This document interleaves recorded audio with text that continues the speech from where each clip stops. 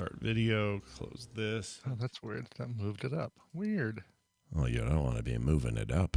Don't move it up. Move it on up. Sorry, just add a couple things to end times. All right. Here goes then.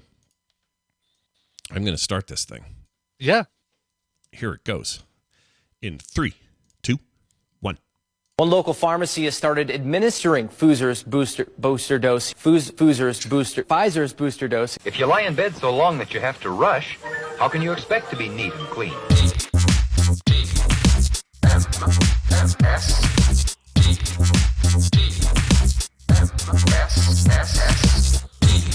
The Morning Stream, based on the novel Push by Sapphire.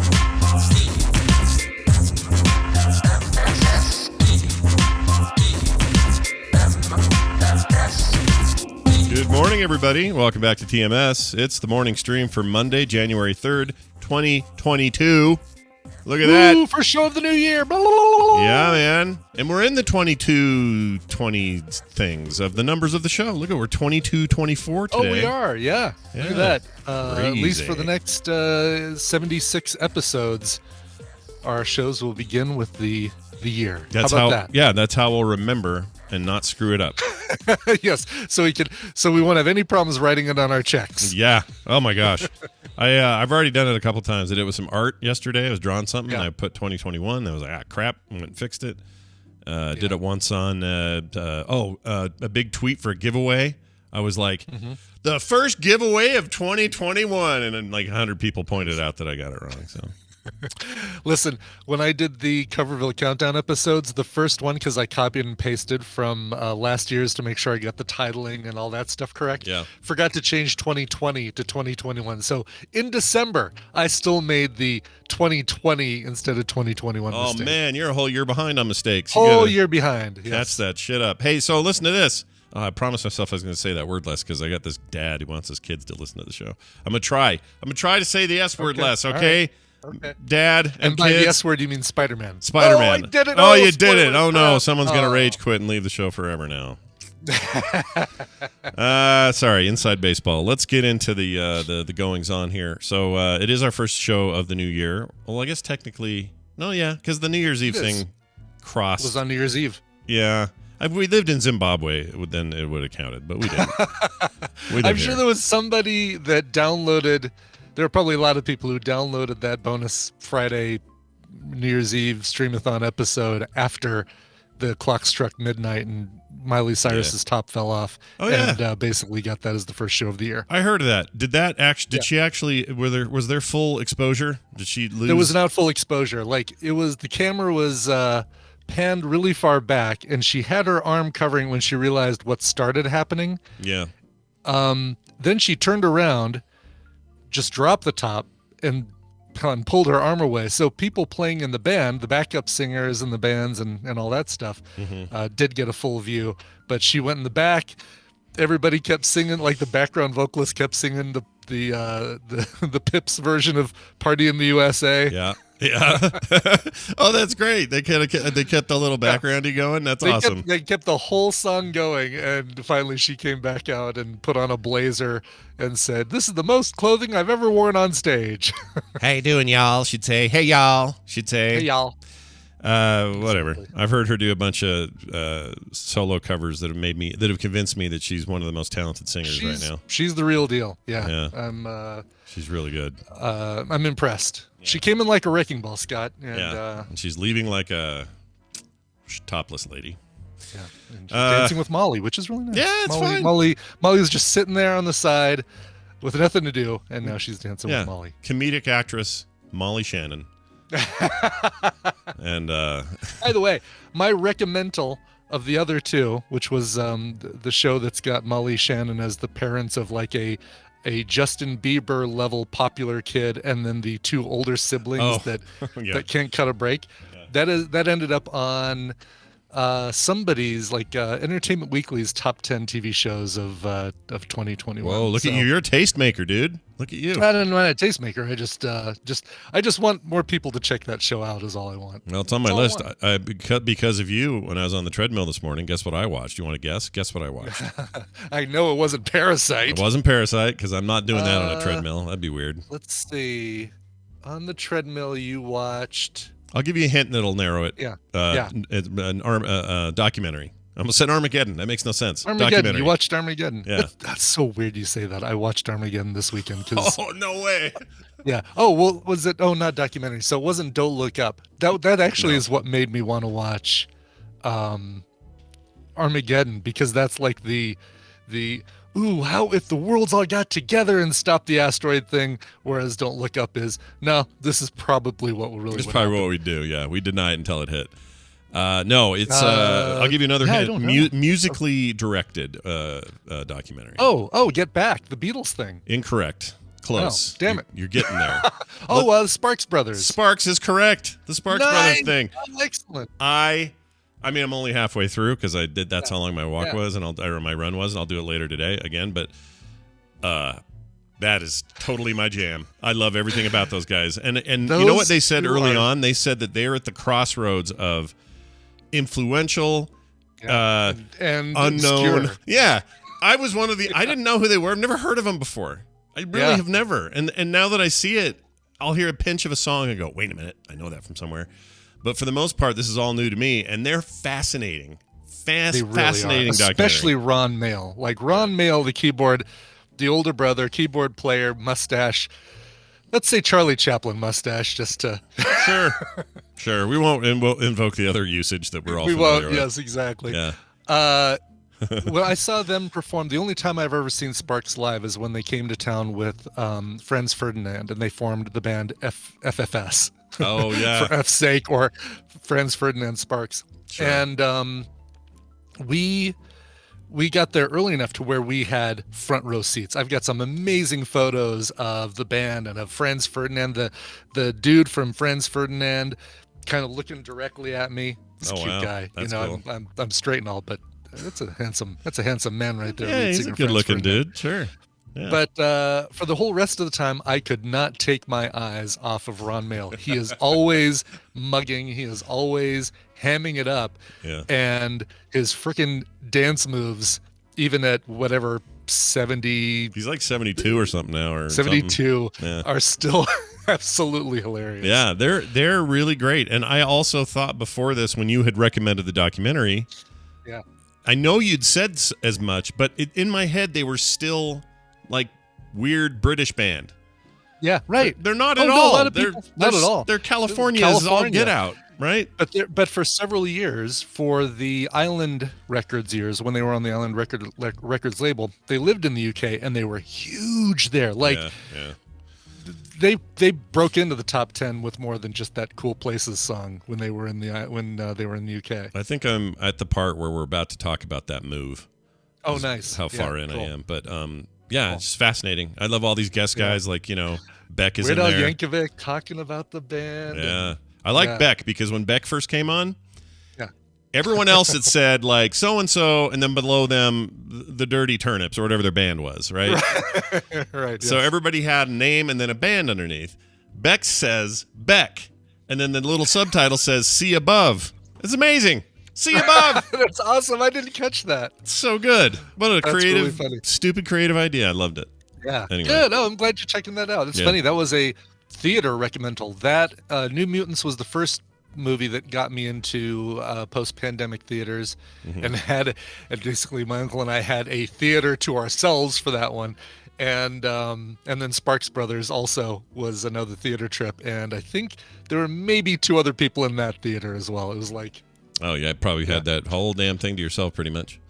It's really good, and it's on Netflix, everybody. So if you didn't get a chance to catch it when it first hit, it popped up, and I went, you know what? I'm watching that when I fire up this here treadmill, which I need to lubricate. I need some advice. Oh yeah, I need lube advice. Yeah, my treadmill has not been lubed since I bought it in 2013. Needs to be. So what do you do? You're supposed to do it every year. You get this stuff. It comes in a bottle. I bought that, so I have that. I have that over there, so I'm good there. Okay. But how do I apply it? What do you do? You can. Some treadmills have a lever that shrinks the size of the table that you're running on. Like basically, it just pulls either the back runner or the front runner closer to the middle so that it loosens the belt. Okay. And then you can apply you just go. You just squirt a line of it down there, and it does it itself. So it's the belt itself that I'm trying to lube, not the wheels. You need to the belt itself is what you're lubing. All right. My favorite documentary of 2021 was The Belt Itself. It was a fantastic. The Belt run. Itself. Oh, so good. Yeah, with 6 John episodes. Burnham. Amazing. John Burnham. But yeah, like I just have always been afraid to try it because I don't know what I'm doing because I don't want to wreck anything. Like put a bunch of lube in the gears. Oh, AV Tech John just put a great video in the chat room. How to lubricate a treadmill belt. All right, I'm copying that out. I'm saving looks like it. The bro from 24 Hour Fitness who who says, "Hey, only one towel. Only one towel." Oh, I love that guy. He's my favorite kind of guy. All right. Hey, I found some stuff, and I wanted to share a little bit of this. So I'm trying to clean out my studio, and in here are a bunch of boxes that I haven't looked at in 10 years. I noticed this weekend you were in old photo or 2012 photo mode and opening up old boxes mode and all that stuff. The 2012 thing came from a hard drive clean out, and I was like, 2012 N12, what is this? Like, it wasn't, the pattern wasn't working in my head. Yeah. And it was Nerdtacular 2012, and it was full of these photos of everybody, us included, and it was just a trip looking at all that. That's so cool. But anyway, I found this tape. This is the one I still have to go and do some work on because it's so old. It's like really bad quality. So I captured the entire both sides of this thing, and then later I'm going to go in and see if I can't fix it up some. But it didn't break. Anyway, it's this. Look at that! Let me hold this up. So, gosh dang it! Hold on. Where's my camera? There we go. So this says on it. For some reason, my dad wrote upside down. Little water damage on the label. There. Yeah, do you see that? That's awesome, right? Yeah. Also, you were about to say that your dad writes upside down on the label. Yeah. I have no idea what that's about. I don't get it. I want to. There's other text on the label, Blaine. I know. You just follow the direction of that text. Yeah, what the hell, Blaine? So it says Scott and Dad, age 1.5 to 2.5, and then the years are 1970 to 1971, which would have been all right, or about right. And on there is a bunch of me just gurgling and talking and yapping and basically sounding a lot like Van at that age. The guy on Twitter lied. You can eat rice, that sort of stuff. But so that one's still kind of in the works or whatever, but I found some clips and I got to play some of these. Okay. Cool. Yeah. So this will span a little bit of generations here, but Brian, tell me if this is familiar to you. Okay. I know it will be because I know you, but you just have to tell me. Here you go. Demento on the Rock, FM 103 KRSP, Salt Lake City. All right. So that was our local station that carried him. Yes. So he's doing a local promo. So many cassettes of the Dr. Demento show. I recorded it like ad nauseum, and I found all my old tapes of that stuff, and I don't need any of it. So I just capped out a few things where he says stuff just to be nostalgic about it. But man, Dementos and Dementites. In junior high, I was glued to that. 10 o'clock Sunday night. Yeah. Supposed to go to bed. School the next day. Didn't matter. I stayed up and listened to Dr. Demento. That's how it went. Then I found me at age 12 talking about a diarrhea problem with a dog, not with a person. So unlike you. It's so weird. It's so weird. I mean, if there's anything else that tracks. My radio career began with a diarrhea story. It's 40 years and nothing's changed. Now my kids want to point out that for some reason I've adopted a strangely almost Southern accent at age 12. I don't remember this or why I talked this way, but I'll play it, let you guys judge. All right, so here's me, age 12, 11 maybe. I may have been 11. I couldn't figure the year out on the tape, but anyway, here it is. So this is me talking to my brother, I think. She let Muffin in during the night at 12:06, and she wasn't supposed to. Now Muffin had diarrhea in the front room. She did? Yeah, and then this morning Mom put her back in, and then Tara let her out again. She told her not to. So that's just me and the other siblings. That's what Nick said. Nick called me Opie. I shared that around, and I don't know what that was Well, about. I don't know. Aunt B might have put some diarrhea in one of them pies. I wasn't a Southern kid at all. Like, I married a Southern girl, but that wouldn't be for another 20-something years. So it's really, really, really odd, obviously. Dog diarrhea. And this is me laughing in the same tape. I mean, puberty was not even next door. It was like 1,000 miles away. Oh, that's awesome. All right, Yeah, and then somewhere I've got some of those tapes too, and I wish I could find them. Oh, you got to find them, dude. You got to convert them. I know. I'm using this. Greg for Walkman sent me this a long time ago. I'm using it to transfer just straight analog out of this old Walkman into digital. I bought one that's USB that I used for something, and so I still have it. I just need to find those tapes. Yeah, it's pretty cool to hear all this stuff, and I'm going to keep the tapes because if they break, fine, whatever. But now at least I have a backup. Yeah. Here's my daughter's. Okay, so now let's jump ahead to 1990. Hold on. I'm sorry. Let's jump ahead to 2003. Okay. This is my daughter singing. No, I'm sorry. Let's jump to 1997. Sorry, I got my dates mixed up. Here's Taylor at that age. Wire, wire, pants on fire, hanging on the telephone wire. See, that's weird. She's a mom now and stuff, right? Isn't that weird? Yeah. She made you a grandpa. Yeah, she did. And then when she was like, same tape, I said, "What happened to you last night?" And her answer was this. I threw up. Yeah, she threw up. She threw up. I love that all of our audio clips have to do with vomit and diarrhea. And people say, "Oh, Brian, your morning squirm questions are gross." I'm muting because of your questions. I freaking love it. Anyway, and it does, yes, it sounds like it's recorded on wax, but it's not. It's just these tapes are old, man. They lose. I can't believe the one from 71 gave me anything. Right, yeah. Like, I was shocked by that. Practically dissolved. It's because it's like a Sony or a Maxell or a TDK, man. If it's an off-brand real tech, that thing is dust. Yeah, it's that dust. Thing is Thanos level dust. And I've got some in here I'm really concerned about. Like, some of these tapes look a little wrinkly. One of them I did put in, and it immediately started eating the tape, so it's sticky or something. Here's something from February 4th, 1989. No idea what it is, but later I'll give it a shot.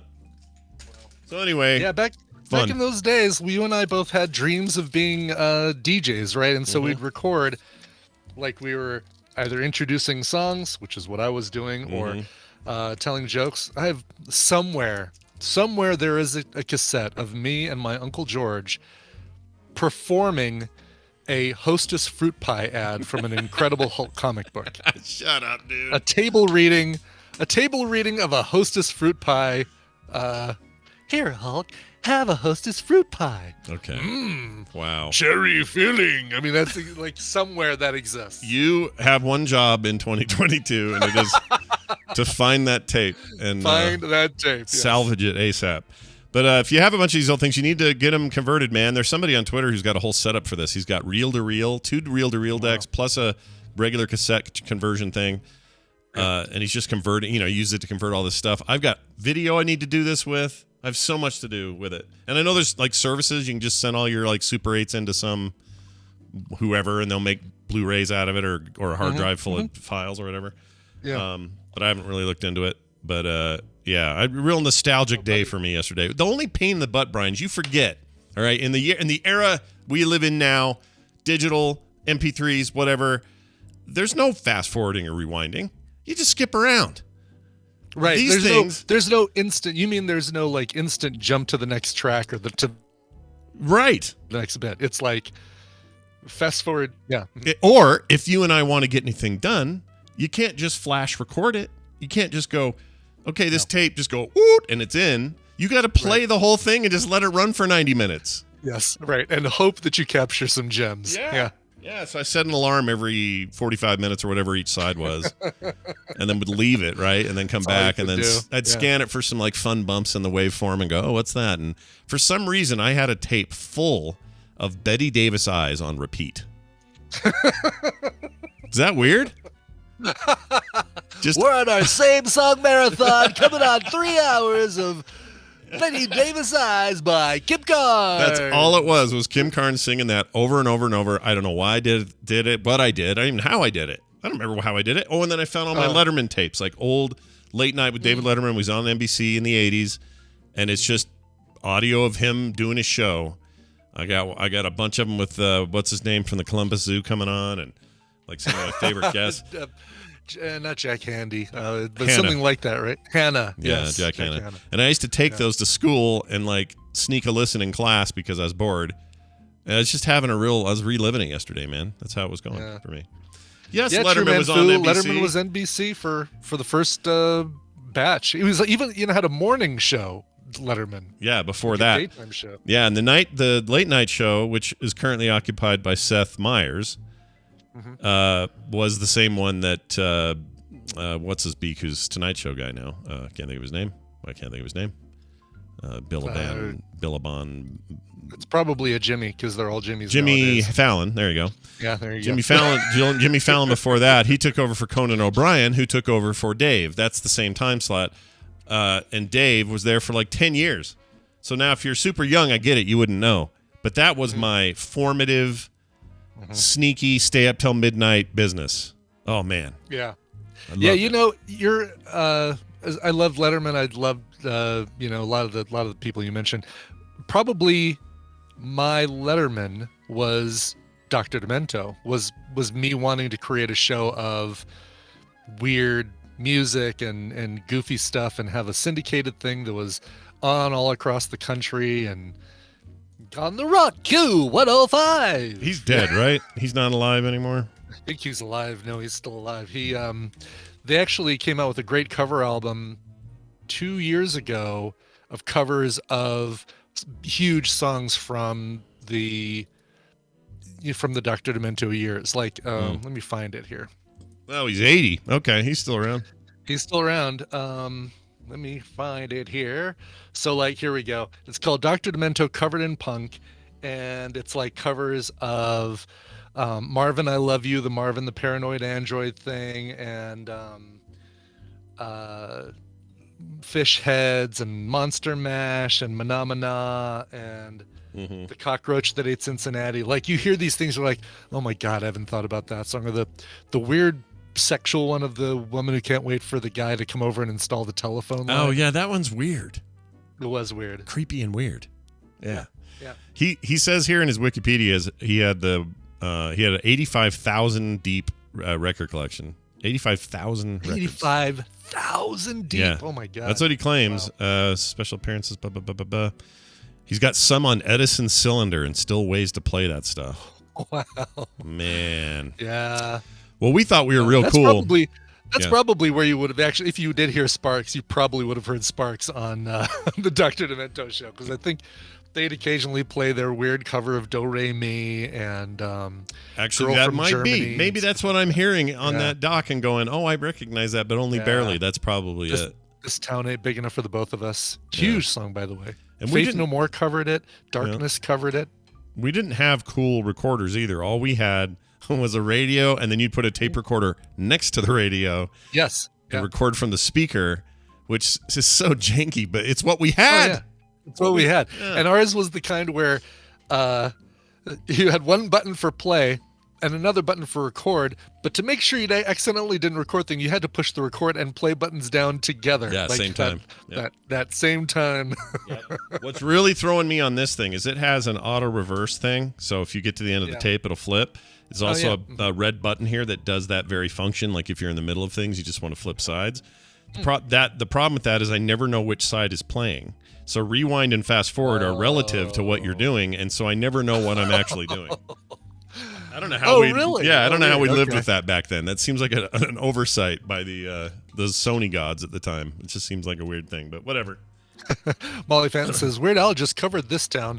I know, I just played it on Thursday's episode of TMS at the very end, but if you're a live listener, you wouldn't hear that. Oh, yeah, you probably wouldn't have heard it. He's also in that documentary. We've come full circle. Well done, everybody. He is. Playing that very song that song came from. Yeah. He played a little on the documentary as well. He's got his organ. That's what I was just saying. Oh, you were saying he had the organ on there? Oh, he hasn't played it yet. The then, accordion. He plays the accordion. He plays a an instrumental accordion cover of This Town Ain't Big Enough for the Both of Us, and it's that cover that we played the full version of on TMS last week. Oh, okay. I haven't gotten that far, I guess, because right now he's just holding it. He's got it out. Oh, really? Okay. I'm like, oh, he's got it out. What's he gonna do with it now that it's out? That sounds dirty, and Jamie's happy I said it. All right, moving on. Micah in Syracuse, New York, sent us a quick email I wanted to read. It's an email about chocolate. Good morning, Scott and Brian. I'm a big fan of your show and listen to it every morning. I often tell my wife about funny and interesting things you guys talk about, and when you brought up the subject of whether UK chocolate was better than US chocolate due to the souring agents, I was intrigued and told my wife about it. She was then surprised me for Christmas and got me a box set of UK chocolate bars called Great British Treats. That sounds like a show, a spinoff of the Greatest Baking thing, doesn't it? Today on Great British Treats, Jackie spills chocolate all over the floor and has to clean it up. Yeah, and then there's like some sort of fancy dance music, and everyone's nice to each other. I want this show. It sounds great. Anyway, Me too, yeah. He goes on to say, we have been taking one bar at night and sampling it for fun like in your food segments, and they are indeed quite rich and delicious. Our favorite was called Star Bar, which had a peanut butter whatchamacallit vibe to it. Oddly enough, a couple of days ago at work, I had a small bag of Hershey's Kisses. I popped a couple, and let's just say they hit differently. Seems like there might be some truth to that souring agent business after all. Have a great day, and thank you guys for what you do, Micah in Syracuse, New York. Yeah, look at that. The Star Bar. I think we've had those on the show. Cadbury Star Bar. Looks like a Twix, right? It's like chocolate, or I'm sorry, a cookie in the middle, but more like a whatchamacallit cookie, he's saying. Then a layer of caramel, and then a layer of chocolate all around. Oh, there it is. We did have this. We've had this. Yeah. Yeah. When we got the By British the way, stuff, we'd take more if you wanted to send them. Because there's a Star Bar in Denver, my results are a mix of this dive Star Bar on Broadway. Oh, no way. Yeah, and this chocolate bar, which is great. That's hilarious. Why does Wikipedia's click on my image to make a bigger one? Why are they often smaller? I don't understand. Oh, really? Yeah, what's going on over there? Wikipedia? I gave you money this year.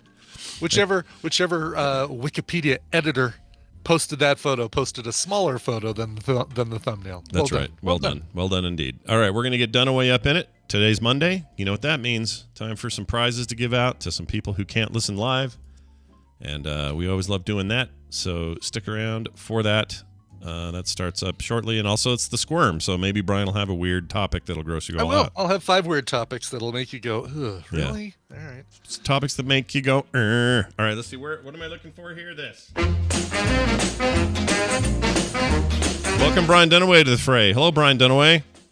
Oh, hi, Scott and Brian. How are you doing? Hey, it's a big day. Hello. It's a big day. At 3:30, we're doing the first Play Retro today. You excited or what? Was that today? Yeah. I totally forgot. No, I haven't forgotten. Of course I remember. I'm so excited. It's a new week. It's a Monday. You know how much I love those. It's the first Monday of the year. I may explode. Well, don't explode. So we need you. So don't explode. That's bad. Well, I mean, not figuratively. Oh, all right. Well, then I mean, you know, in reality, I'm going to explode. Boom. Oh, perfect. No, what I mean is no, not figuratively. Yes, figuratively. Yeah, look, it's the first Monday of the year. It's always a little rough. I understand. Hey, it's good to have you here. That'll be something we'll talk about toward the end here. We'll make sure people know everywhere to go and check it out and all that stuff. But before we do any of that, it's time for Babble Royale. The Squirm Thing edition. I forgot the name. So we'll let Brian Ibbett take care of it and explain the whole damn thing. Sure, yes. Welcome to the Morning Squirm, a back-and-forth trivia game where our players will match wits on topics that Cliff Clavin would have offered up at the Cheers bar. I didn't come up with a replacement for that for this morning. Scott and Brian are going to take turns answering multiple-choice trivia questions, and if they get it wrong, well, the other player gets a point. The player with the most points after 5 questions wins the prize for their contestants. And you're asking, who are these contestants you speak of? Well, they're members of the Tadpool that aren't able to listen live. Scott, you're going to be playing for Matt Quanborough of England. Nice. Oh. And Brian, you're going to be playing for Nick Milton of Ottawa, Ontario, Canada. So I like Milton's. Yeah. They all have better chocolate than we do. Both. They all have better chocolate for sure. Like Matt Quanborough might be enjoying a Star Bar as he listens to this. Listens to his win. I hope he is. By the way, the prizes today, the winner is going to get a pair of Steam games, which is great because no postage. Guts and Glory and Ring of Pain.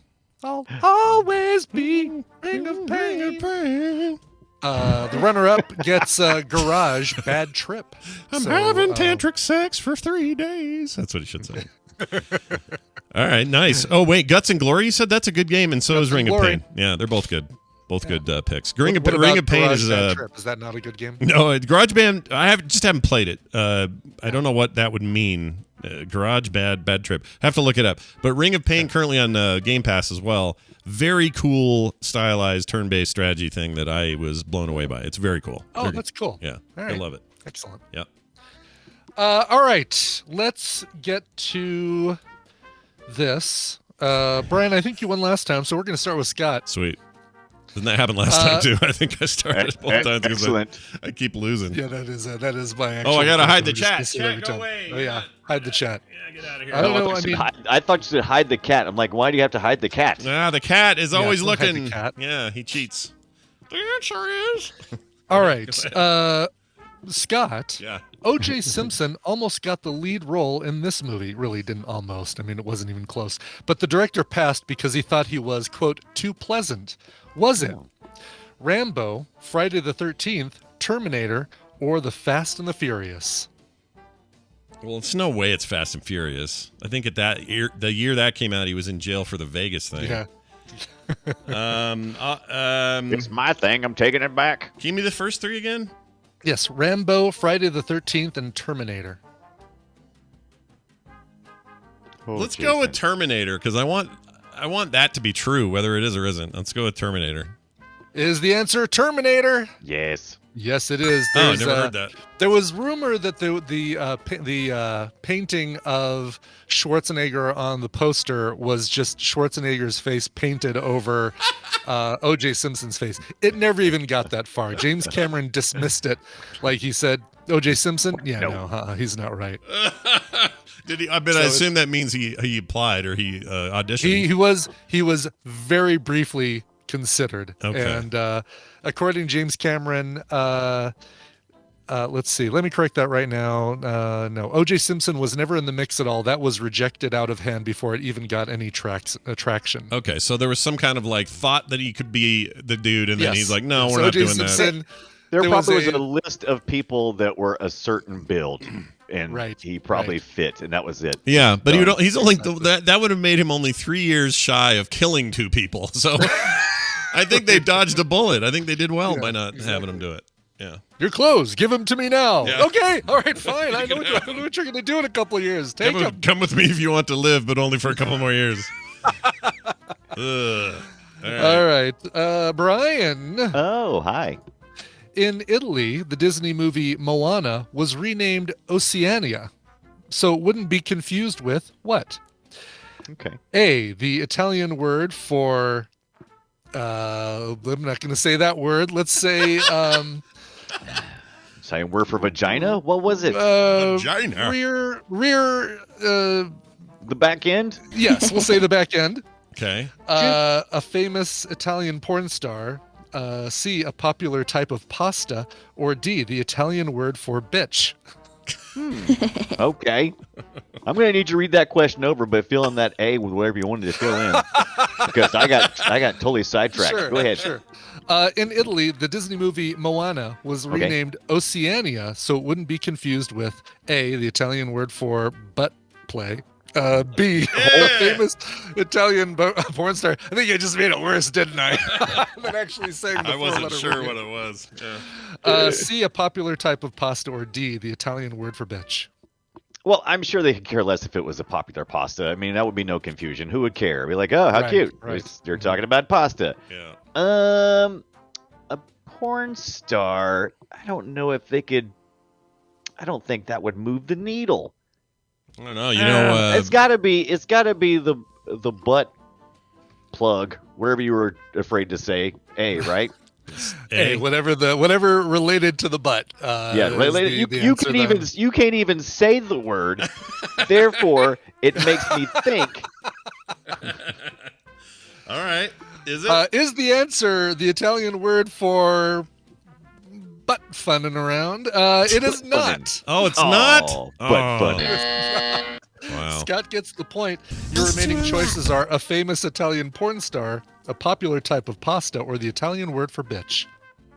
Well, I'm going to go logic. I'm going to just do a weird logic jump and reverse the thinking and say it's the pasta just for, I don't know why. Okay. I feel like they'd be weird over there. about it. Have a little Moana fagioli or whatever. Like if it was Parmigiana. macaroni or something, it would be annoying. You'd want to change it. Right. And it does end with the ANA, which is like marinara or Parmigiana and Carbonana.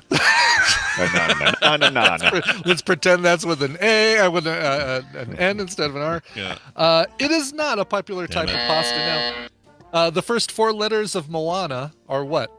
Moa? Moan? Mua?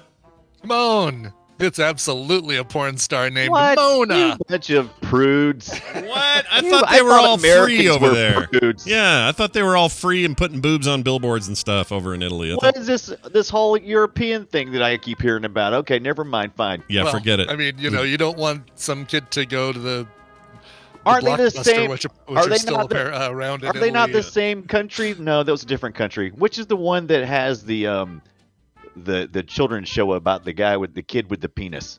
Oh. Which one is that one? I forgot what country that is. It's a weird thing. It is a weird thing. Sweden, Norway, Something Sounds like the that. Swedes would do. Something like that. Iceland. Yeah. It's freaking weird. Don't look it up, everybody. It's really weird. Yeah, don't look it up. All right, back to Brian. You can look it up. Oh no, I'm sorry. Back to Scott. 'Cause, You can look it up. You can look it up. Yeah, Denmark. People are saying but Denmark. Denmark? Well, if you do, you might do this. I threw up. All right, keep going. Nice. Scott, long before condoms were invented, Yeah. people didn't use an old fish, but they did use other forms of protection. Which of these wasn't once a form of contraception? Was not. Okay. Was not. One of these is not. A, is it So that just animal means intestines? we've tried a lot of things. We've tried a lot of things. Go We've ahead. tried everything. Yeah. Yeah. Was it A, animal intestines, B, acacia fruit, C, beeswax, or D, crocodile dung? Was not. One of those was Crocodile not dung used. D. Ugh, Yeah, don't dung put it on D. your D. Ugh. Dung did it. Give me the first one again. Sure, animal intestines. Oh, okay, that one I know is real. They've done that. I'd love to say that crocodile poop because why would you? But then, why would it be on this list? Don't put the crocodile dung on your D. That's all I'm saying. No, you dip. It's not a condom. Yeah, you got to dip your D in the dew. All right, I'm gonna say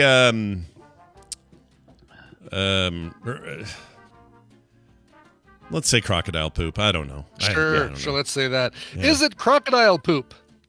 It is not. Damn Brian it! gets What the is point. wrong with people? Why would you do that? Exactly. You know where that goes, right? Yeah. I mean, I can see the guy being okay with it, but no. Yeah. That's No. horrible. I wouldn't. Oh, It's my horrible. gosh, that's horrendous. I mean, it'll keep, if a form of contraception is abstinence, then that'll pretty much do it right there. That's a good idea. Yeah, there you go. Yeah.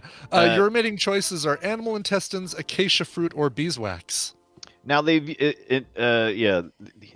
used intestines plenty of time. It's a no-brainer, right? So I mean that's got to be there. Yeah. Beeswax that's gonna cause problems, but it makes sense. You said what'd you say? Beeswax? Is that what you said? Yeah, beeswax. Not chapstick. For Yeah. some reason, I was getting that. I got Burt's Bees chapstick on the head for some reason. Yeah. Yeah, I'm gonna go with the beeswax because it just With the beeswax? it sounds reasonable. Okay. Beeswax is absolutely correct. Oh. Yeah, beeswax was never used as a contraceptive, but animal intestines, acacia fruit, and crocodile poop are just 3 of the many things. Three that of the we've hundreds and tried. hundreds of things that men have put on their penis to Yeah. have sex. By the way, It's that like, All of this'll which work. can be found in the Italian film Moana Goes to. yeah. By the way, Brian's reference to the fish and the condoms thing, that is a 2005 clip, which now I'll play now. Let's know this. Back in my day, I didn't use condoms. We used an old fish. Yeah, that's you from go. that. That was an Love it. ELR thing, and that was Yeah. when I had a shit mic, garbage mic, and Garbage bag. and you could tell. All right, moving on. Sorry, All right, whose turn? My turn. Let's see. Brian starts Brian's this turn. one. Yeah, he stole. Hey, Brian, if you drop dead on a cruise, Oh. the next thing that happens is A, You'll get your own cabin free of charge. B, they'll leave you behind at the first stop they make. C, you'll get sent to the morgue because every ship has one. Or D, they'll lock you in your cabin until the cruise is over. Oh, jeez. What if it's a 7 to 14 day cruise, man? Yeah. So I'm going through the choices really quick here. Just Sure. Okay, so you wouldn't want to lock in your own cabin because you might be traveling with somebody. That'd be bad. They Right. probably don't have a morgue. Maybe they do. I watched the Love Boat. I don't remember there being a morgue. I don't remember Gopher going down and storing the bodies or anything, but maybe. I've got a real hot date with Charo. Can we use the morgue? Right. It makes the most sense that you would get your own. Didn't you say like your own cabin, like Free of specifically charge, designated? Yeah, free of charge. They can't drop your body off just anywhere. They can't just go, okay, we're Ship it back. we're in Barbados. Here you go, leaving it here. So I'm gonna go with they have a specially designed room that's not a morgue, and they don't tell people that when they do actually rent it out. Or they don't tell people. That's the But good- it's you'll that's the get good your room. own cabin free of charge is the one you're Yeah, saying. yeah. Is it you'll get your own cabin free of charge? It is not. Scott gets the point. I'm going to say I think it is the morgue. I think they I think they have to account for that many people. Like some of those ships will hold 1,000 people. I think they have to do the math and go, well, we got to put them on ice somehow. They can't do it in the galley, can't do it in the fridge, so let's do it that way. So I think they probably have some space called a morgue or something like it. All right, is it the morgue? It is the morgue Look boat. at that. The morgue boat. Soon Everybody's we'll be dead. taking another sniff. COVID never- really screwed us. You know, if Love Boat had ever done a storyline like that, it would have been so counter to the tone of that show. It really would have been. They would have had to do it as like a Weekend at Bernie's kind of thing, right? Like where that would it's be hilarious. Yeah. you know, oh no, Captain so and Stubing so is dies. That'd be great. That's amazing. I love that. I love that fact. All right, I'm going to remember that and tell all my right. friends. Scott, here's one you'll want to also remember. By the way, you've won the game, but let's play this last question for Congratulations. Take that. poops and giggles. All right. According to a study, 13% of Americans surveyed admitting to wearing the same pair of underwear, A, 2 days in a row, B, 3 days in a row, C, longer than a week, or D, almost 2 weeks. Oh my God.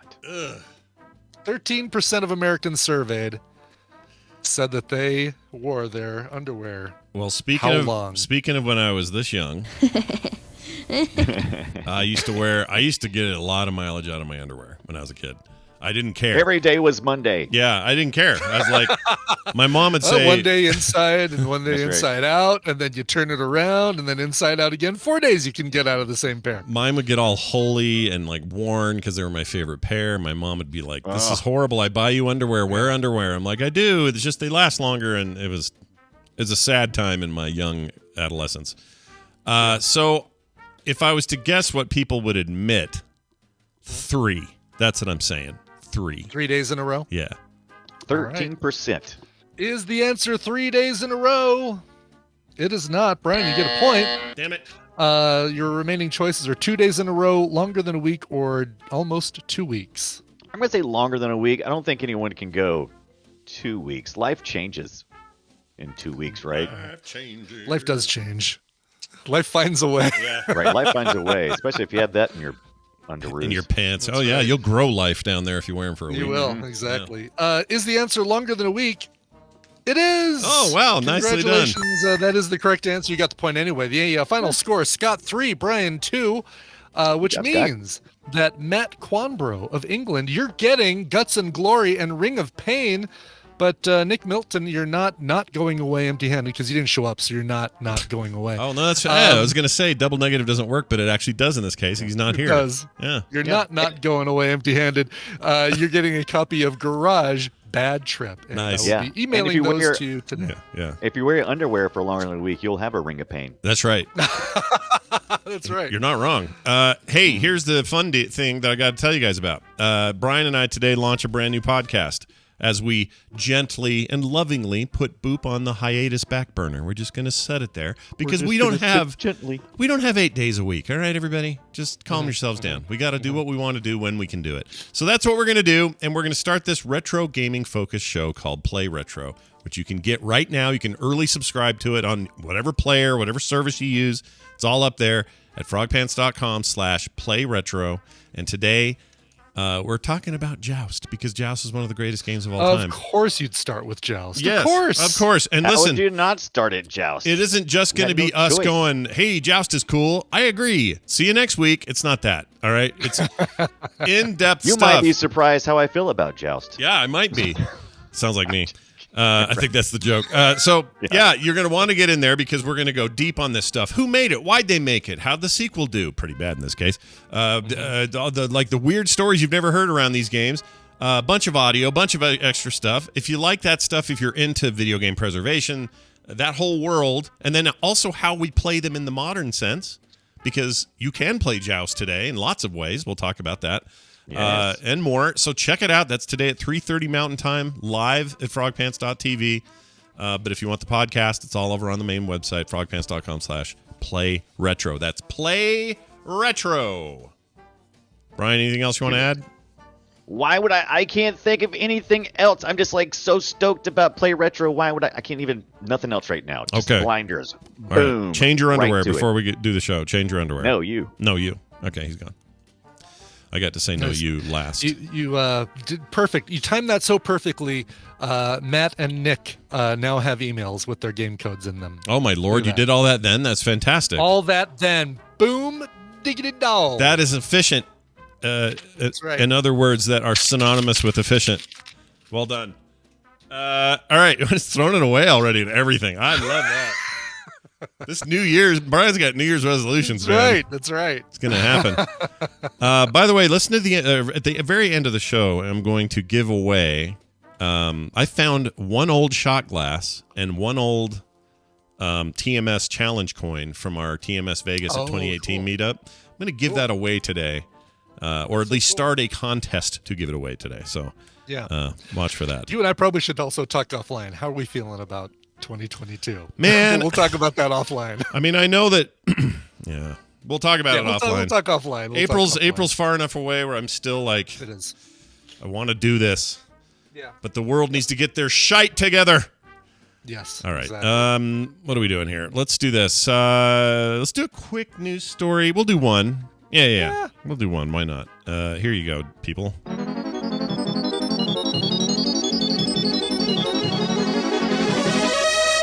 Intro so long we have no time left. Just kidding. Hey, it's the news, and it's brought to you by patron Sean White. The snowboarder? Yeah. He wants you to know the following, quote, I stream a variety of games 3 times a week, Monday, Wednesday, and Friday at 9:15 p.m. Eastern at twitch.tv/Searanex. That's SEARANEX. Viewers can even choose an avatar that can be seen during the stream. You can find me on Twitter at Searanex as well. One more time, that's SEARANEX. Your one big story of the day. Cats cause more than 100 house fires in the past 3 years in South Korea. Those effing cats. Those cats. Pet owners in South Korea have been warned to stay on their guard after more than 100 fires were started by freaking cats over the last 3 years, according to fire officials in the capital of Seoul. A statement Thursday from Seoul Metropolitan Fire and Disaster Department said cats caused a total of 107 house fires between January 2019 and November of this year. The cats are believed to have started fires by switching on electrical stoves, and the department said cats can turn electric stoves on by jumping on touch-sensitive buttons. Like our oven has that now, like a little. That's how you start it. You just touch it. Yeah, ours does too. Yeah, a little the inductive thing though. So unless the cat's made out of metal, she ain't starting a fire. That's right. It says once overheated, the appliances catch fire. Our oven, though, if it went to force 25 and then just sat there, it would eventually just go off. Yeah, our oven operates on a dial. Like there's no way the cat's turning the dial, so that one's okay. Yeah, but the stove is all touch. Sure. Cat-related fires are continuing to occur recently, says Chung Go-chol, an official in the department. We advise households with pets to pay extra attention, as fires could spread widely when no one is at home. The department advised cat owners to remove flammable objects like paper towels from the stove. It suggests that using an electric stove with an automatic lock function to prevent the risk of fires is the way to go. According to the department, pet-related house fires are on the rise. So that was our public helpful news story to help all the Koreans who listen to our show who didn't hear about this in any other way. to take care of yourselves and kill all your cats. That's the answer. Kill the cats. Oh, wait, I shouldn't say that. Don't kill the cats. Oh, my God. Let the cats live. It's really, they didn't do really anything to you. got dark quick. It did. Wow. Well, let's get a little darker even. Let's take a break. When we come back, Steven Schleicher will be here talking about comics and whatnot. So stick around for that. Yeah. We got a great new mashup today. All sorts of fun Monday stuff. Before that, a song. Sure. In just under 3 weeks, the band Goodnight Texas will release their new studio album. How long will it take them to die? This is a brand new LP from a band that's not in Texas, even though they're called Goodnight Texas. They're actually bi-coastal. One of them is in San Francisco. The other one is in Chapel Hill, North Carolina. But they get together, record, and perform. If the name sounds familiar, these guys also contributed a song to the Metallica tribute album called the Metallica Blacklist. Oh, I love that. Came out. Yeah. It's such a great cover album. They did a version of Wolf and Man that came out last year on that album. Nice.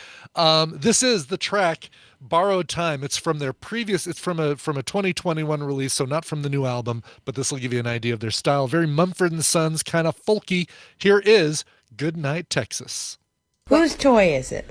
Mine. Who played with it last? I did. Who lost it? I did. Whose fault is it?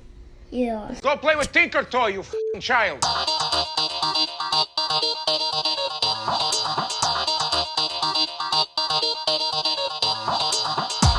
The soundtrack to your facial kegel exercises.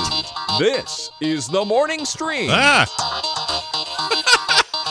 Well, F that up, everybody. Hey, welcome to this part of the show where I asked Brian what that song was again. Brian, what was it? That song was Borrowed Time by the band Goodnight Texas. Very nice. Hey, Carter, is that Carter in the chat? Hold on. My daughter's here. I need to... She is here. Need to give her some heat. She was part of this tape extraction project, and I want to share one of these with you guys, okay? So This is Carter. Let's see if I can find it. Okay. This is her mumbling. She's just a little baby. But there's one of these here. Where is it? Oh, this is where I scare her when she's little. And she used to cry when I do that. So enjoy. My dad. Oh.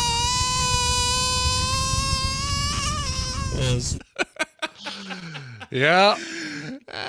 Come on. Sounds about right. Yeah. It's the father's prerogative. You're supposed to be a dork and scare your kids sometimes. And it's all right. I love that you recorded yourself scaring and making Carter cry and kept that tape. Hell yeah. This will be good someday in case she needs proof or therapy. Yeah. I actually, captured it out. Here she is saying ba.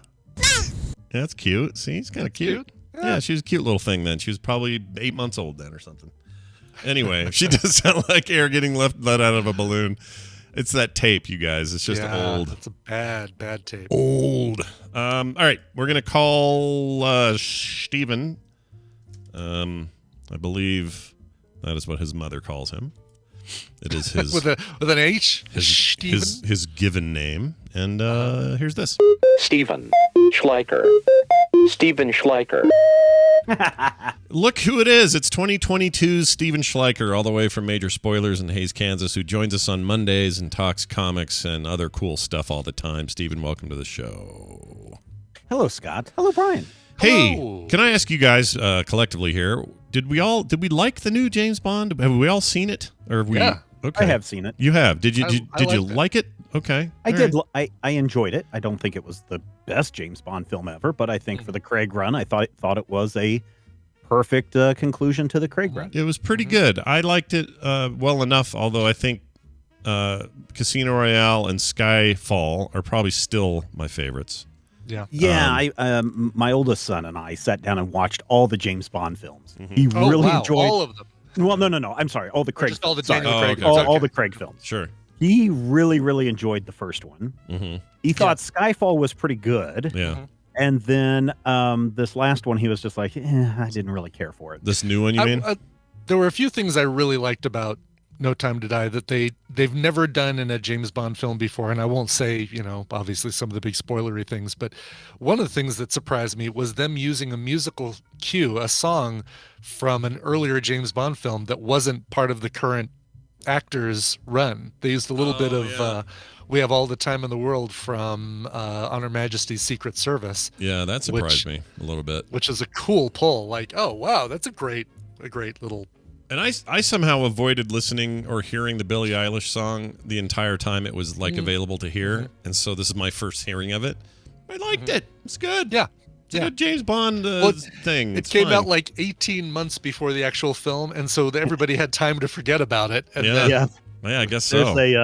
There's kind of a bit of a spoiler. Dynamite Entertainment has their own James Bond comic book series, and because they held that final James Bond movie back for so long, there's actually a character who appears in the movie with a certain 3-digit number identifier who actually was in the comics before they showed her off in the movie. I didn't know that. That's interesting. Yeah, I don't know where they go from here. It's an interesting way of ending that whole series for him, but it had some problems. It was a little overlong. I think it had some of the best stunts in the history of the series. Like, they were amazing stunts, some of them.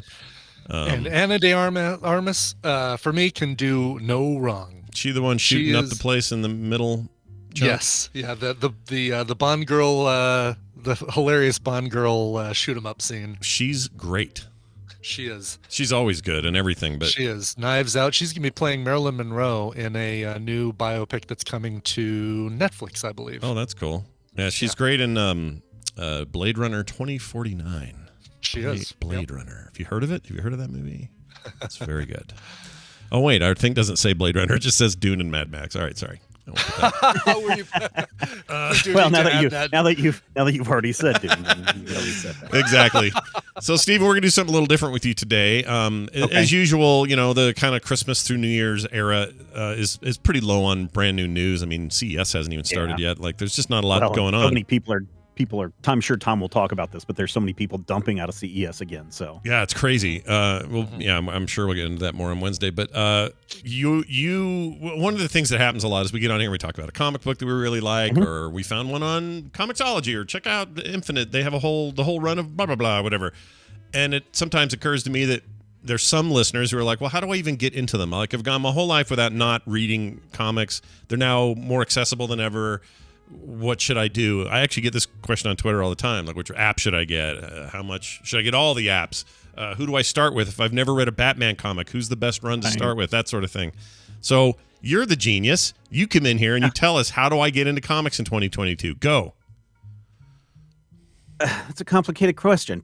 So the main reason why I say it's a complicated question is because everybody's taste is going to be different, right? So when I may like Batman, and I may say, oh, you got to read this Batman, and this Batman, and you may be like, but I don't really like Batman. I'm more of a Captain America fan, something like that. So it really kind of depends on your particular taste. As far as getting into a lot of mainstream comics, there's a couple of ways to do it. Number one, last week I went over some of the what I considered some of the best comics of 2021. That may be a great place to start because most of those are, closed systems, meaning that they haven't been running since 1938. And so those are very easy to jump into, 6 issues and it's done and you're out. So something like that might be a great way to do it. Another one is to look at, let's just say that you are into, I don't know, pick a favorite comic book franchise there, Brian. Well, for me, the Uncanny X-Men. I was just going to say Spider-Man. Uncanny. Yeah. I was just going to say Uncanny X-Men. That's so uncanny of you that you were going to uncannily say it. Uncanny. Yeah. So one of the problems with Uncanny X-Men, of course, is that or any X-Men title, is that there are so many characters and it's very hard to get into it. And timelines and everything. Yeah. Exactly. So one thing that you can do is look for Greatest X-Men, just do a search for Greatest X-Men stories of all time. And you'll find things like the Dark Phoenix Saga. The Dark Phoenix Saga, or what's the one where they go to the future and everyone's dead? Days of Future Past. Days of Future Past. You can go and you can find those pretty easily, and they're kind of self-contained enough to where you can go in and read it. Although if you read the Dark Phoenix Saga, there's a whole thing with the what's the club that is totally Hellfire. Yeah, the Hellfire Club. That is not going to make any sense to you because a lot of that storyline happened before the Dark Phoenix Saga collection. Right. So there are those you can go and find the greatest stories of of these characters, and you can go in and jump into those. Of course, they have trade paperback collections that collect storylines, complete storylines, and that's another way that you can get into it. One of the things that I would suggest to people, especially if you're wanting to just say, man, I think I'll just start reading Amazing Spider-Man, which right now is going through a really interesting storyline with everything that's going in there. A lot of the Marvel comics, and this is why I praise Marvel a lot for some of the great things that they do, just jump in. Sometimes you just have to jump into a storyline and just start reading. And one of the nice things that Marvel does is right inside the front cover, they have a thing that says, previously in Amazing Spider-Man or Uncanny X-Men or Rob Liefeld's Deadpool, they have like a paragraph or two or sometimes three that says, here's everything you need to know as you're going into this story. Wow. And then from there, you can kind of figure out, oh, okay, now this means this and this means that. And if I continue to read, a lot more of this stuff will be put together.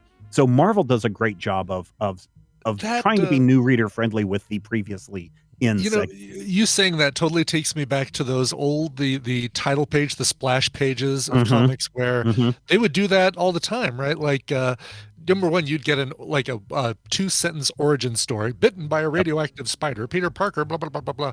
But then sometimes on the splash page, you'd get a little recap of the story so far for the current story arc. Yeah. And they do that. It's in the credits in the when they have the title page and they have all the credits in there. Yeah. They also have a paragraph or two that just says previously in.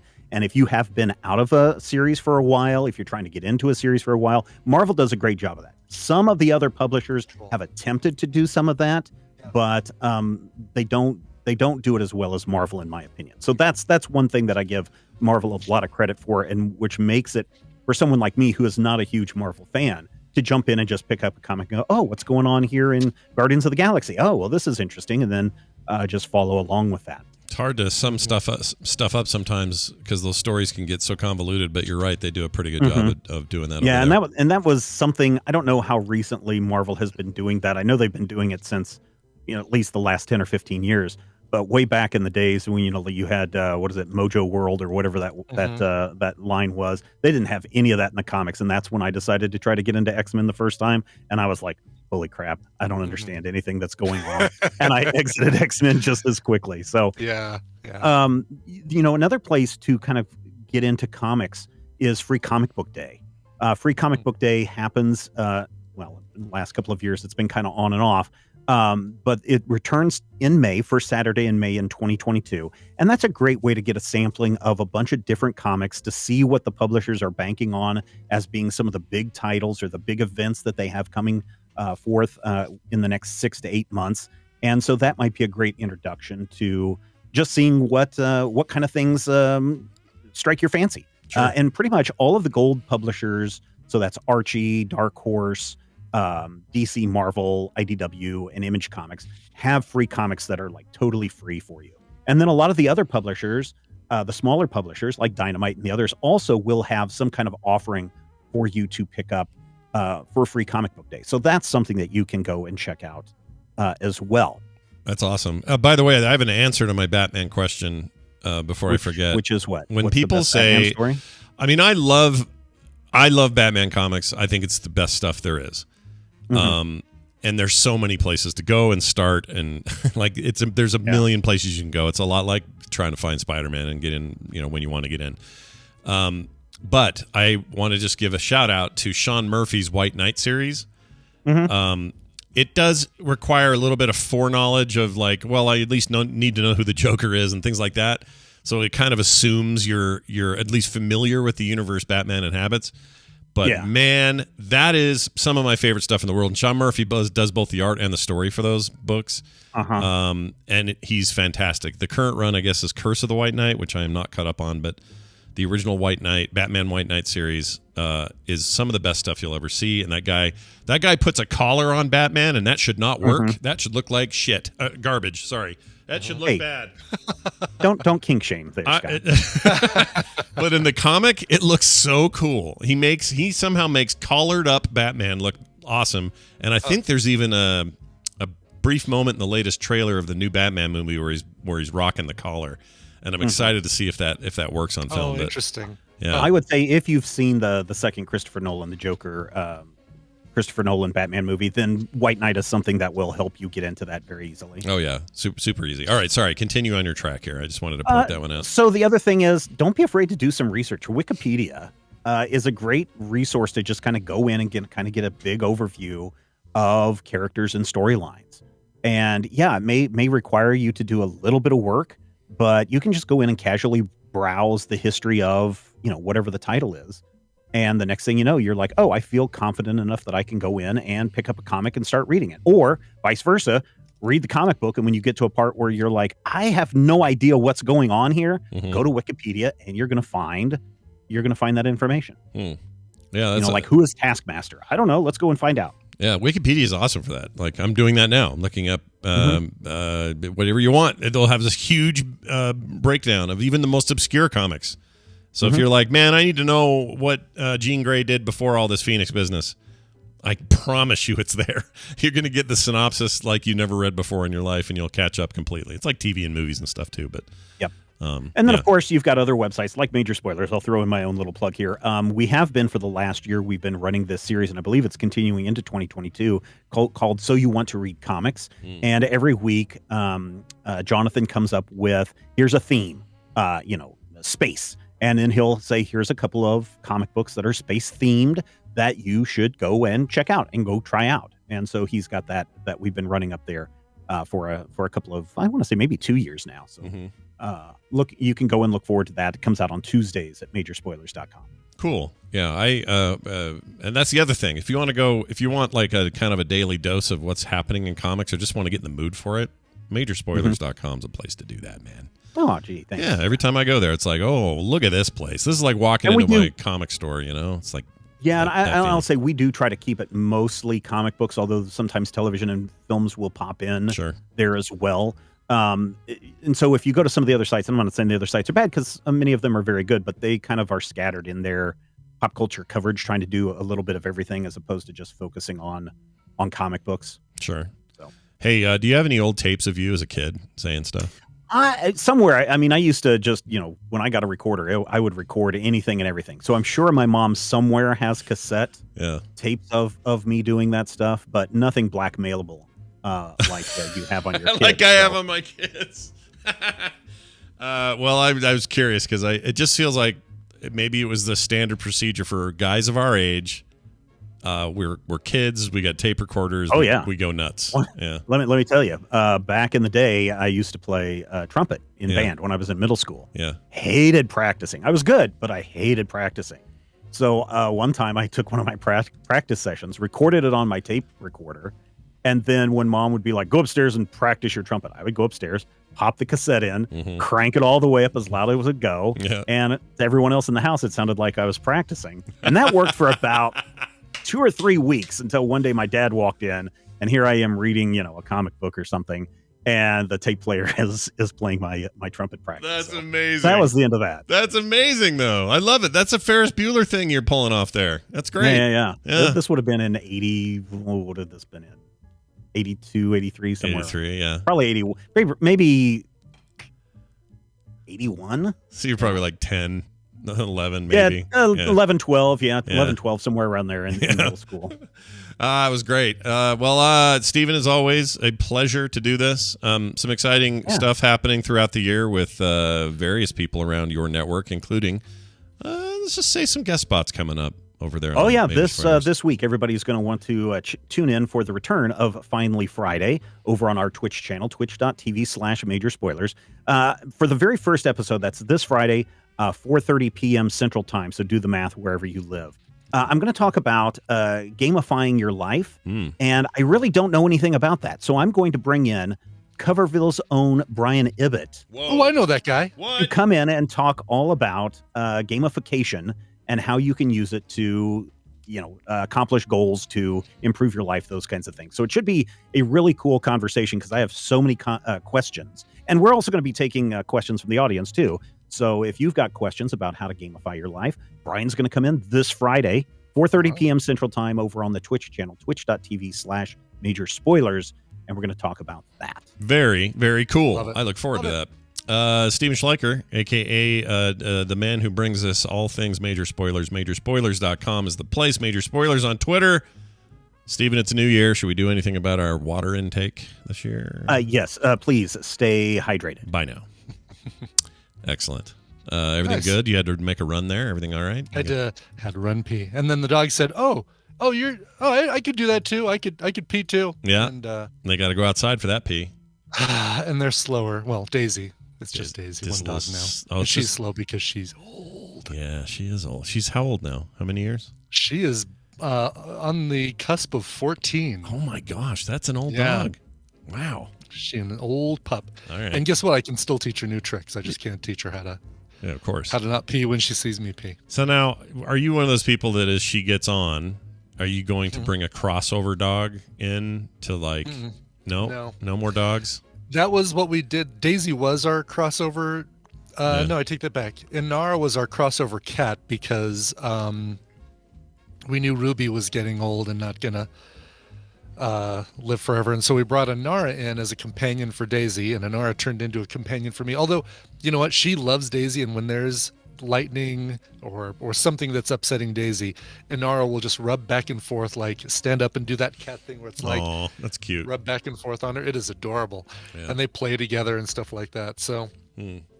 I now have to worry about Inara, but Team and I decided, no, we want to do some traveling. So right now a dog is a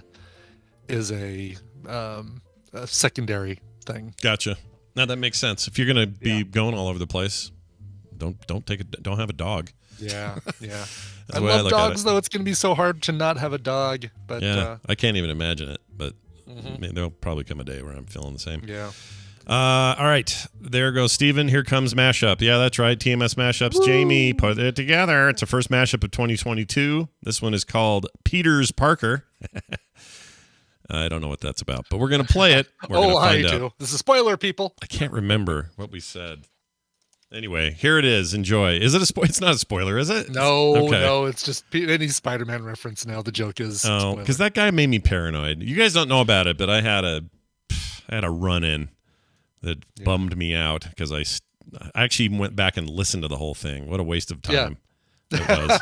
Because I didn't do anything that he said and we I didn't did. spoil anything. And then he finally admits it in the follow-up email. I sent you those emails, right? You did, yeah, exactly. Well, it wasn't that you spoiled anything; is that you could have, and that's why I had to quit. Yeah, All right, well, great. We would have lost you anyway, and I'm sorry to see you go. You have a gun, and you were going to murder someone. Well, I didn't murder anyone, but you had one, so you're probably going to murder them. All right, anyway, here it is. It's the Monday mashup you've all been waiting for. Peter's Parker. Just an early get you wet kind of. Yeah. Wet your whistle. I'm wet. Okay, Thank you. great. How tiny or how big is that?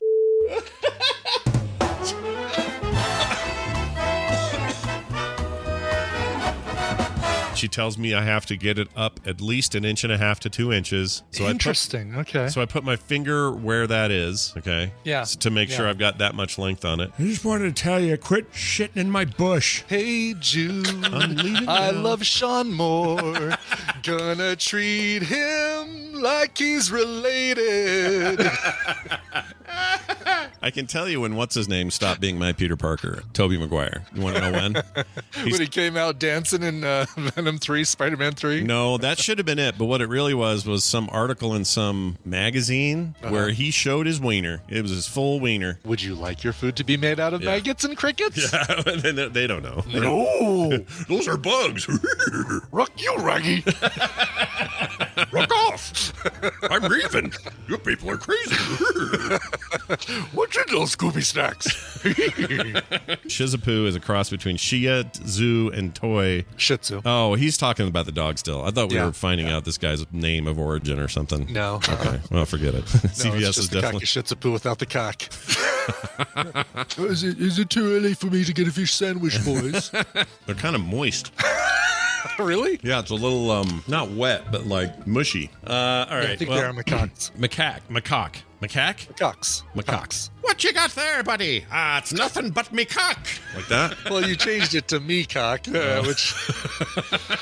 Panic on the streets of Lavul.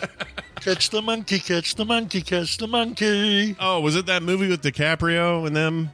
Not Aviator. No, he's definitely not. Gatsby? Maybe. I don't know, but Tobey Maguire has his wiener out in it, and I don't like it. It was something about him where you had to read. I really liked him as an actor until I saw his penis. I would go see all of his movies. Yeah. Until I saw his penis. Until I saw his penis. Yep, that's how it is. He had his Peter Parker out. That is correct.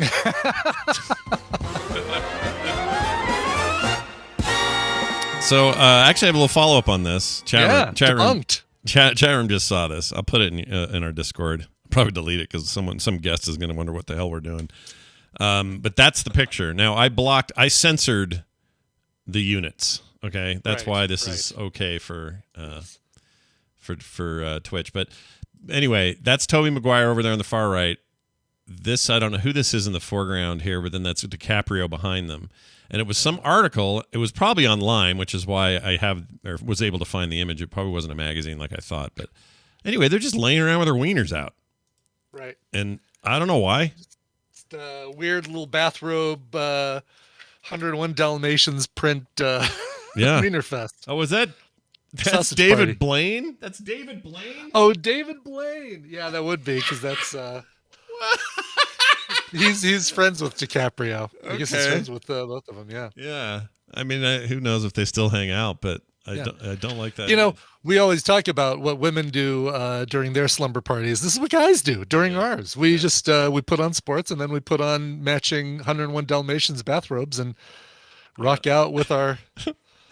Yeah, it's fake nudes. Yeah, everyone in the chat, or a bunch of you are saying it's fake, but I don't know how you know that. It doesn't look Photoshopped to me. But no, it absolutely is fake. Is it fake? It actually did get debunked. Yes, so you can like Tobey Maguire again. It is okay. Now I like him again. Now he's all good with me. I can. Yeah, somebody. Where did they put it? Was it in Discord? I'm going to find the. Because they posted the actual photo. Yeah, I saw that photo, but I didn't see. Oh, you mean the one that they've doctored? You're saying the one they've doctored? Oh, good lord! Yeah, don't search fake Tobey Maguire nude photo. Don't search that. Okay. Jeez. All right. Well, I don't know where I must have been suckered, and this just shows you how strong misinformation can be. Because I think some article suckered me into thinking this was like legit. Totally did. Yeah. Here you go. Here's the actual photo, Scott. Okay. And I'm gonna hate this, aren't I? You are. All right. I'm waiting. It's coming. Here it is. Oh. So they're just in robes and stuff. Yeah. Oh, I assume they put heads on naked people, not added nakeddittidy to these people. No. You know what I'm saying? Yes, right. No, they really just added nakeddittidy to the to Tobey and Blaine. Okay. And then somehow left Leo out of it. Yeah, like they would have had to Photoshop an arm out of there, and well, he has people. He'll have you killed. You have to be careful. Oh, they're at a sushi bar having those are oni robes or whatever those are called. Here, chat. I can put this up here now. So yeah, you guys are right. There you go. I'm going to tell my great grandchildren that it was the other way around. This was the original photo. Or no, the other one was the original, and this has been photoshopped to cover them up. Somebody photoshopped clothes, more clothes on Tobey Maguire and David Blaine. I love it. That's good stuff. All right. Big thanks to Jamie for that mashup. That was awesome. A reminder about Retro Play, or Play Retro, rather. That's today. Frogpants.tv. I wrote it backwards in there for some reason. Why did I do that? No, I did. I put that in there because I want to just throw a reminder in there. Retro. There we go. Play Retro. It's frogpants.com/Play Retro. Get all the details there. We're very excited about it. If you like old games, you're going to love what we do with it. Soundography also happening. What's going on there? Yeah. A new episode just got posted this morning. Hammond and I go to 1996. Alternative was in full swing. Grunge was happening still. Some late grunge. Plus you were getting punk pop or pop punk. Brit pop was huge. Lots of great stuff that we talk about on today's episode of Soundography. Very, very nice. Now, chat room, don't leave, because after we're done here, we sew things up because you guys are like early responders, right? First responders to the TMS show. I'm going to give away that shot glass and TMS challenge coin that I found while cleaning out my office, and we'll do that after the show. All right, before titles, so stick around. Okay. I think that's it. I want to thank everybody for joining us, and also for those who have supported us on patreon.com/TMS. We'll read some of those names this week. The important part of this I wanted to mention was it's a brand new week and month. That means. And year. Yeah, and year. So if you've been just holding back and you're like, man, I don't know about this, maybe in the new year, now's your time. Here's your chance. Click that link, patreon.com/TMS.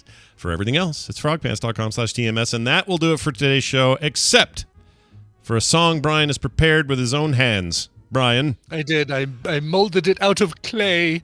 This one goes to Ambassador Domo, Robert Monty. A sad dedication here. Robert says, it's been 5 years since my Annie passed away. It would have been our 21st year wedding anniversary on January 1st. She loved Psycho Killer by the Talking Heads because the phrase qu'est-ce que c'est is pronounced similar to her last name, which was Keskis. In fact, she even got that phrase tattooed on her forearm. Leave song and style choice in your hands. Thanks. And thank you, Ambassador Domo, and sorry to hear about that. That is... that's a rough anniversary and a rough thing to get reminded of every year. And I admire your strength and, always consider you a good friend since we hung out in Philadelphia years and years and years ago, playing video games at that arcade bar, which was really cool. Yeah. Plus his house is a Pokestop, or it's a former church that is a Pokestop. It's really cool. He's living my dream. I always wanted to live in a former church. An old renovated church is my dream life. I would love it. Oh, well. You'll have to check it out. I think it's Haunted Church, so it's really cool. All right, let's play a cover of Psycho Killer, of course, originally by the Talking Heads. Since she liked that French phrase, qu'est-ce que c'est, so much, let's listen to a French version of the song. It's still sung in English, but it's definitely a French singer. Here is Black Mighty Wax with their cover of Psycho Killer. This show is part of the Frog Pants Network. Frog Pants Network. Get more shows like this at frogpants.com. A what? A what? A what? Oh, our charity thing's still up. Let me get rid of that. There we go.